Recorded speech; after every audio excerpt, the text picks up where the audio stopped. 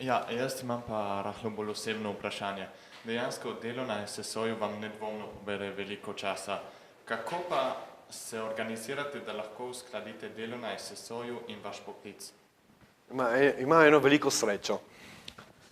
Leta 1999 jaz sem imel dve ponudbi. Ena je bila Nova Ljubljanska banka, druga je bila Banka Antonijana. In jaz sem imel to srečo, da sem dal kontraponudbo. To se pravi, da je v žilci kompromisov sem že takrat delal. Jaz sem dal kontraponudbo, sem rekel, ali mi vzamete še naprej v Kmečki banki oziroma Čedajski banki s tem delom oziroma s tem urnikom. Tako da danes sem prišel do teh kompromisov do leta 1999, da nimam urnika.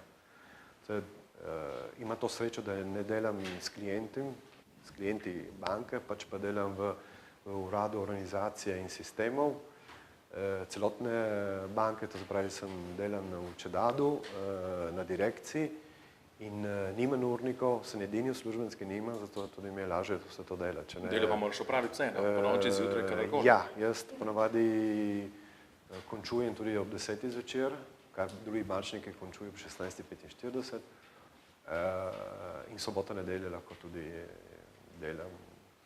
In imam ta računalnik, ki je povezan z banko, zato tudi delam doma. Sem edini za to. To je ena sreča, da vam prije... Sreča tudi pomaga, zakaj ne? Ja, jaz mislim, da zato tudi vloga predvsem SSO-ja za mlade ali tudi tukaj moramo razmišljati tudi za naprej, če postane ena plačana, profesionalna figura, ker jaz mislim, da tudi če postaneš profesionalc, se obadaš samo tisto zadevo. Pa bremeniš organizacijo tudi po eni drugi strani. Po drugi strani bremeniš organizacijo. Ampak je ena rešitev. Je po eni strani rešitev, zato ker ali hočemo imeti dober servis, ali hočemo imeti servis slab. Ljubiteljski.